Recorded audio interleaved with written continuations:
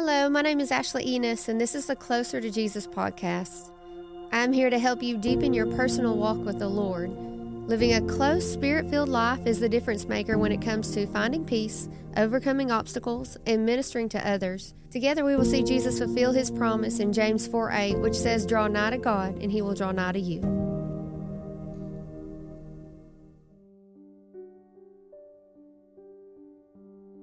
Hi, everyone. Welcome to the Closer to Jesus podcast. And we are here with a special guest today. We have Rachel Hubbard, who is the director of the Second Chance Youth Ranch. And she's going to talk to us about her testimony and also what it is to be a foster parent, but all the good spiritual stuff that goes with that. So we're going to ask her lots of questions, and she is going to help us understand more about ministry and the heart of the Lord and how he sees children, which is really beautiful. So Rachel, thank you for being here. Thanks for having me. Yeah, I feel like I'm with a famous person because I've been watching you and I've been taking in all the lessons and the teaching on where Youth Ranch, your Second Chance Youth Ranch. And so on your website, it's a great resource just to get to know you and get to know what you do. So do you want to talk to us about Second Chance Youth Ranch and what it is? So we're a foster care ministry. We're a private placement agency, which what that means is that we recruit, license, and train people to be foster parents, and then we open their home and match them with a waiting child or children in the system, and then we support and wrap around those families. Sometimes that's in their own home, or sometimes it's in one of our campus homes. And our campus homes are special because they are for keeping large sibling groups together. Yeah. Is that who you have the hardest trouble placing, is those large sibling groups? Is that the most special need that is out there? I would say large sibling groups, teenagers, and kids with significant behavioral needs. Those are our hardest to place. And many times those siblings are separated from each other, which is actually a whole other trauma in itself, besides just being in foster care and surviving a situation of abuse and neglect. To then be separated from your siblings is a whole nother trauma, so that's a big problem. And then teenagers, everybody's scared to foster teenagers, They come with attitudes, and they know everything, and you're an idiot, right. and, all of that stuff. Yeah. And then kids with big behaviors, sometimes, trauma causes problems in kids, and they have behaviors that are hard to deal with, and they don't know how to manage their own trauma, and most of us are not comfortable welcoming that into our homes. So these are kids that just bounce from place to place and don't ever have anywhere to call home, and that really hurts us. Yeah. And so I've seen from the website. What is the name of the website? Your website? 2cyr.org. And so going around the ranch with you, and you have all these homes, and so it's like a community, right? Yeah, so our original campus actually looks like this little cute western town. It's out in the middle of nowhere. That's where I live with my husband and our kids, and that's how we started, was this little town that was kind of meant to symbolize just a simpler time of life where we kind of focused on family and the Lord and community. And so we have a little gathering of foster homes there. And then we also have a campus in Benton, a campus in Bryan. And those aren't as much fun because they look like regular homes. But that little western town is kind of where we started. We had 2 homes there when it was first built, and we have 29 foster homes right now. So that's amazing. Yeah. Okay, so how long have you been there? So we have been there right around 18 years.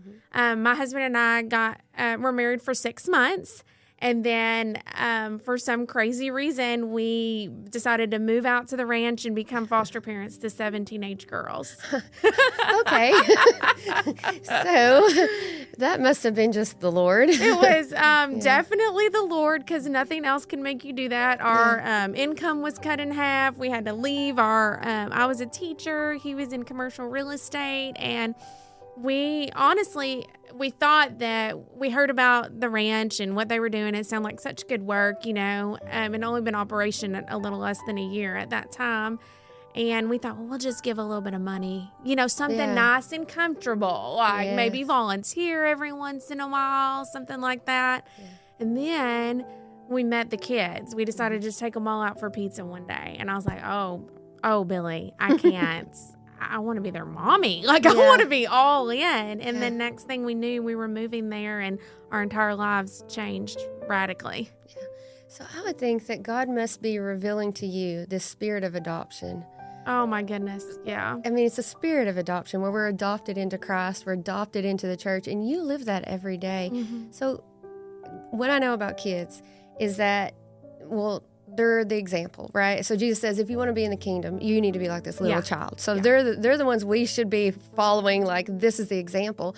And kids don't do really well with religion. So kids and religion, that just doesn't mix. Yeah. So my guess is that you have to have a really strong personal relationship with Jesus to model in front of those kids.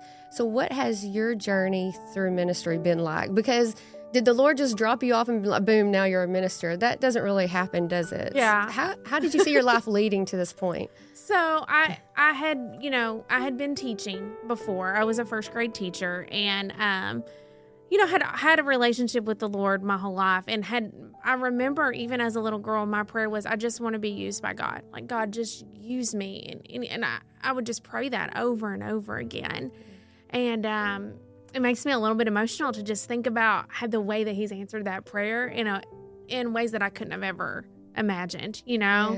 But I remember that when I was teaching, I taught in a very poor school, and we had kids that had DHS involvement in their homes, kids that would keep head lice all year, and kids that had nobody at home really raising them well. And so they were the kids that the other teachers didn't want in their class. And they were my favorites. And I just wanted to do more for those types of kids. You know what I mean? And this is really what sealed the deal for me. You're going to laugh. So when we took all those kids out for pizza that day, we were going around the table, and we asked them, what do you love about living at Second Chance Ranch, and what do you not like about it? Just making conversation. And this one girl, she's dressed in black from head to toe, black eyeliner, black spiky necklace, skulls on her. And she literally looks me in the eye, and she's like, I hate that I can't worship Satan there. Oh, goodness. Normal people run from that, but not me. Yeah. I'm like, oh, she needs me, Yes. And I feel like that's what God does. Like, Jesus did that. Mm-hmm. He runs towards the hurting. Our society doesn't do that. Like, everybody was shunning, like the lepers, in the Bible days, they were cast out of the village, and nobody would go near them. And the people that were, possessed by demons were out in the hills, and nobody would approach them. But Jesus did. He was like, I'm running towards the hurting. And He would put His hands right on them. Yeah. And that's what I want to do. That's who I want to be like. So I'm going to read some scripture. And this is a lesson talking about Jesus going to those who everybody else ignores. Going towards the hurting and the broken, and not the with religion says everything has to be perfect, and how you get closer to Jesus is by checking all these boxes. But there's no way you could do what you do if you only move towards those who are perfect, because your whole ministry is broken. Yeah. You go after the broken. And so what I love about Jesus, I'm fixing to geek out here. Matthew 25:31-40. It says, when the Son of Man shall come in His glory, and all the holy angels with Him, then shall sit upon the throne of His glory, and before Him shall be gathered all nations, and He shall separate them one from another, as a shepherd divided his sheep from the goats.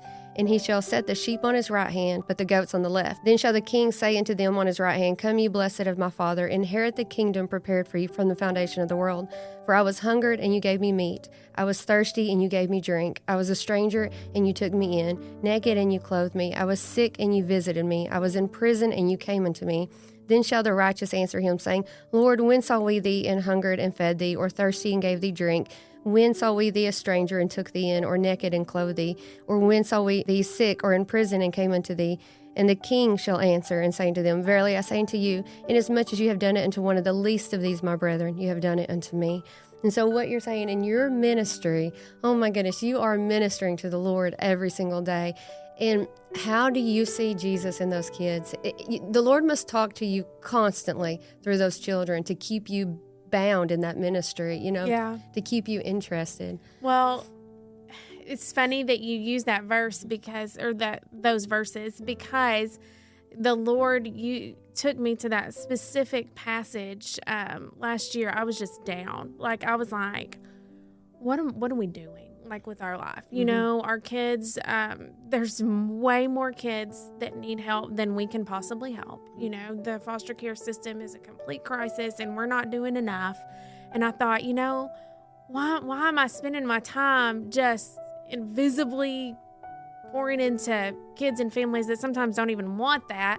Shouldn't we be, like, you know, maybe standing on a stage somewhere sharing the gospel? Why should I not be getting people saved? Like, I should be out doing that. You know, I'm not doing enough. And it was just, I think everybody has that time in ministry where you start to question, you know, am I doing enough? Is this really what God called me to do? Am I even making a difference at all? And God brought me to that specific passage, and he was like, Rachel, everything that you're doing is exactly as if you're doing it to Jesus. It just, to me, you know, like, Jesus is talking to me, and, like, everything you're doing is exactly as if you're doing it to me.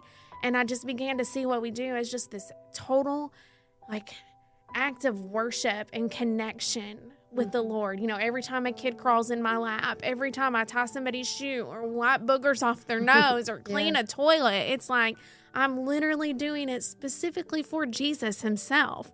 And what could be more important than that? Like, that's an okay thing to give your life to, you know? Yes. So it encouraged me. Yeah, of course, that is encouraging. And it's encouraging not just to foster parents, but to every mother out there that's thinking, oh, this isn't anything. This isn't a platform. It is a platform. Right. So how amazing that your reward, you see a measure of it here, but when you get to heaven, you're going to see generational rewards, like generation after generation after generation. If the Lord tarries 1,000 years, your reward will just be increased until he gets back, because every child you touch is going to touch another person, multitudes of people, and that all is going to be rewarded into your plate. You know, like God's going to put that reward. It's going to be tied to you. That's hard for me to imagine, but I hope, I mean, that would be great. Yeah, and we think that ministry is a platform, and we think that it's a microphone, and it is that. But it's also that day in, day out commitment to serving God, even when nobody else is seeing it, even when it's ugly and nasty and, you know, you're cleaning up and it's just the mundane, everyday parts of life that you experience 24/7. And in ministry, there's this thing like, well, I'm in full-time ministry. And I think that's sort of like an elitist thing sometimes. Oh, I'm in full-time ministry. You're in full-time ministry, and I'm sure the Lord gives you very little space to be proud. Or, you know, like, that's a humble space for you. Yeah. So how has God humbled you to your calling? Do you know what I mean? Yeah. I mean,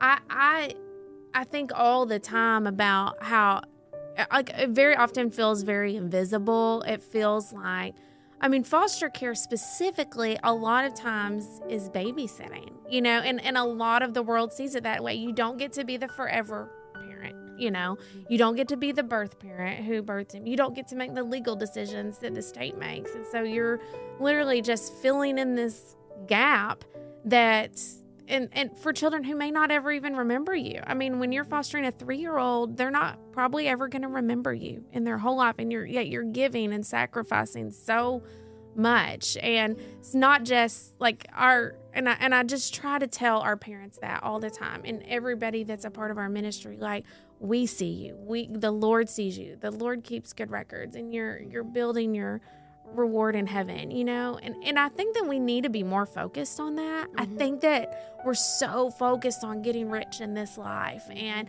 you know, save, not that you shouldn't save for retirement or that you shouldn't invest or whatever. We do all that. But, like, I rest in the fact that my rewards are going to be in heaven, and that's going to be forever. And anything that I take time to build on earth is just, it's going to pass away anyway.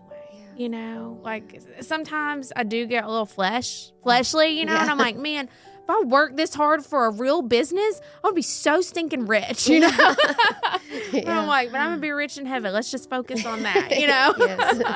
Yeah, I don't know that, I don't personally know anybody who has made it off ministry. Yeah, no. I'm sure there are people out there that are doing really well and earning a big paycheck from ministry.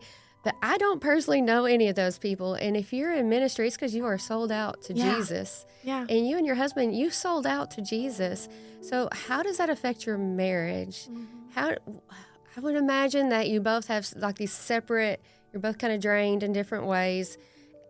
And then at the end of the day, sometimes you just want to be on your own. You just want to be by yourself. How do you see him pulling you together where you could use this almost as a way of escaping each other? Does that make sense? Yeah.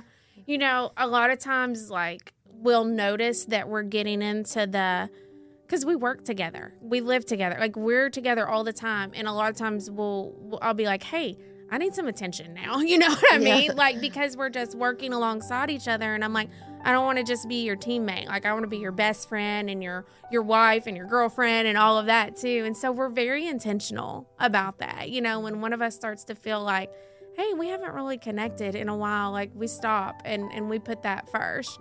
And I really, like, it's our marriage and our kids. You know, I feel like they're your first ministry. Yeah. Your immediate family is.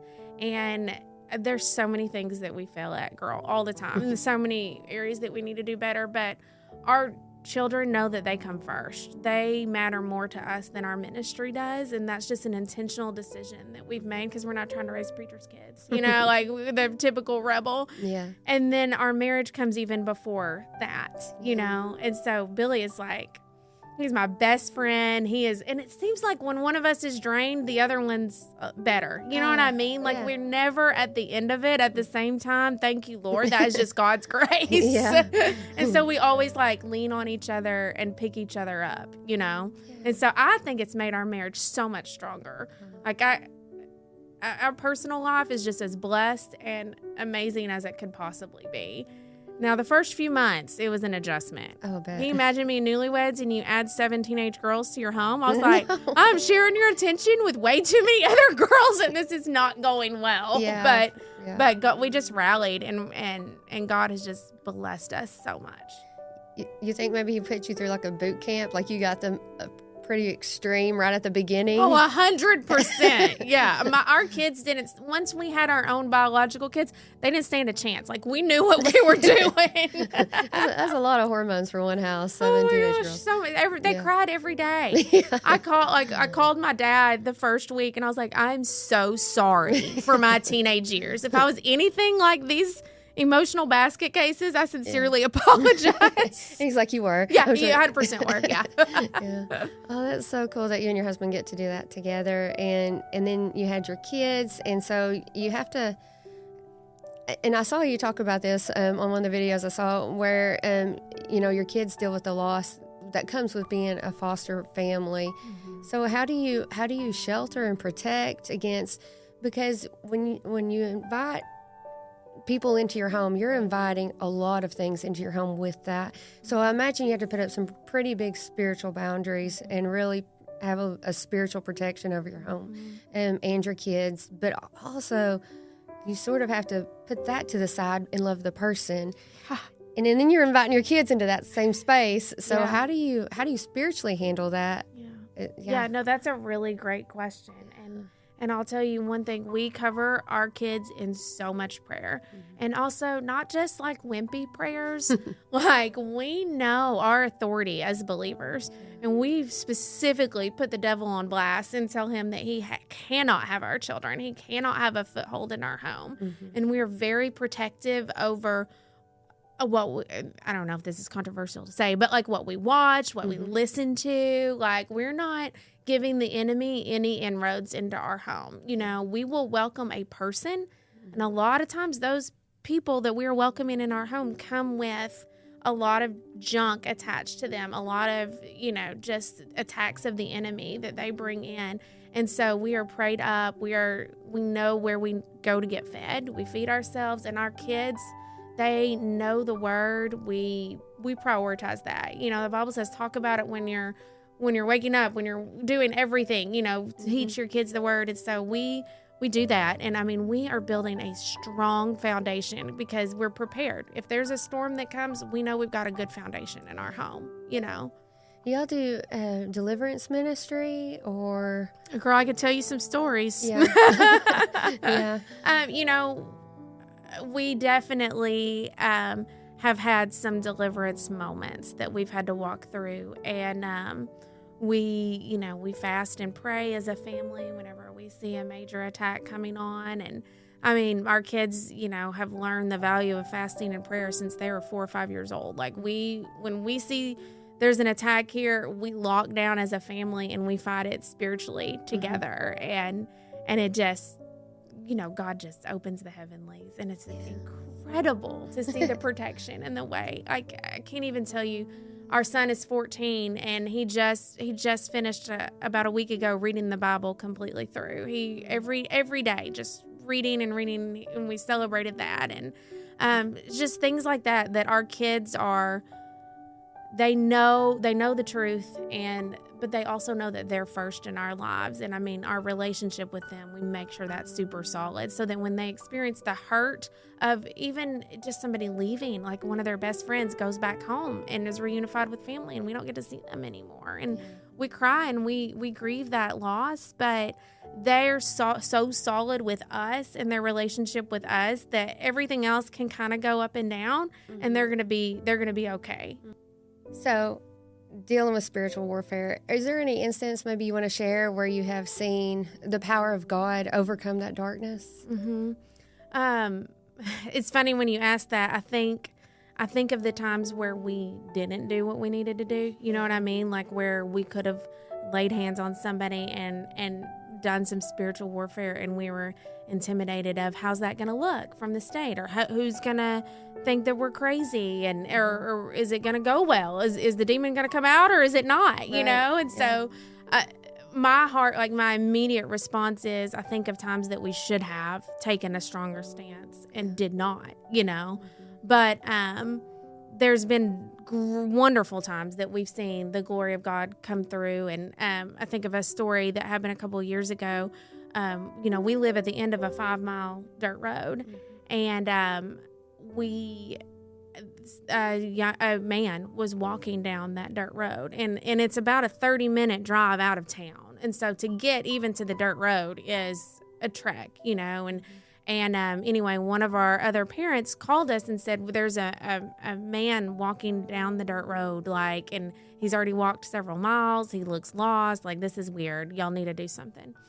And so Billy, my husband, gets in his car and drives down, and this man had walked about 4 miles down our dirt road, and he recognizes him, and it's one of our kids that lived there before, and he's an adult now. He had lived with us many years ago, and he's completely out of his mind, just does not know, not making any sense whatsoever. And so Billy picks him up, puts him in the car, and drives him to our house, and immediately whenever he walks in with him, Billy's like, hey, kids, sends our kids to another house, because we knew that this was not going to be a situation that they needed to be around. And it was very apparent that he was demonically possessed. He was quoting things that he had witnessed in the Garden of Eden. He looked me in the eyes, and he's like, I could do anything I want. I could kill people. I could, and he's naming these things. But he looks at me and he goes, but I'm not allowed to lay a hand on you. And I knew that was the Lord's protection. And so we immediately okay, we know exactly what this is, and we know exactly what to do about it. And so anyway, we fed him, we prayed over him. Billy actually got him in the car and drove him to a mental hospital and was able to drop him off. He was homeless, stranded, didn't know where he was. But there was a few things that stood out to me about that encounter. One was longevity in ministry. If we hadn't been there, nobody else would have known who he was. Oh, wow. He wouldn't have been our boy, He would have just been a random madman, literally, out of his mind wandering, and somebody that they would have been afraid of, And the other thing is, we know our authority in Christ, and we didn't have anything to fear, because we could tell those demons exactly what they aren't allowed to do. And we can pray over him, and we can use our boldness that God has given us to minister to somebody that literally most people would have ran away from, and we didn't have to do that in fear at all. And we were able to get him to safety and make sure that he was somewhere where his needs were going to be met and he was provided for. But you know what was cool is he was completely out of his mind. He couldn't tell you his name, where he was, how he got to our dirt road, but he knew where home was. Wow. There was some something that brought him back to us in the middle of nowhere. He hadn't been there for years. And I was like, that is God. Yeah. That is literal spiritual warfare. There where I could just picture these angels like trying to guide him and get him to us, and the demons that were literally trying to keep him away. And to watch just the forces of good win that day, and for him to be able to get to safety was just a really cool thing. Wow, what a great story. You are living it. I mean, 24/7, you are living ministry. And that to me does make you, I mean, I know you would not ever be like, yeah, that's me. But to me, you're like a superhero in ministry. I know that you're like, no, that's not me. But it's, to me, people who are completely sold out, and you're living this life and you're not looking for anything. There's no gain other than God has called me, and I'm going to work for the kingdom of heaven, and I'm going to make sure I do everything I can do in this body while I'm here to make sure that God's will is done. I mean, that to me, it does not get any better. There's nobody whose name I would put above yours except for Jesus. You know what I'm saying? Like ministry is, and people need to know that ministry is, it's all the time. It's not just when I get to church. It's not just when I check in at the place I volunteer. It is a life of ministry. And so, I don't know, I'm gushing over you a little bit, but that's because I really respect what you're doing. And not everybody can do that, but that's why God's called you to do it. So you have a very high value to me. Thank you for that, and your husband. You're very welcome. And but we're going to continue this conversation. Okay. So thank you for joining us. We're going to meet back with Rachel next week in part 2, and we'll see you then. I hope you have enjoyed this week's episode, and I would love to hear what the Lord has put on your heart. I invite you to join me for a live Bible study on Facebook or YouTube every day at 5 a.m. Central. In this study, we are moving faith forward as we connect with Jesus by making him the first thought on our mind. Visit ashleyennis.com to find books, Bible studies, and more, and you can always find me on Facebook or YouTube.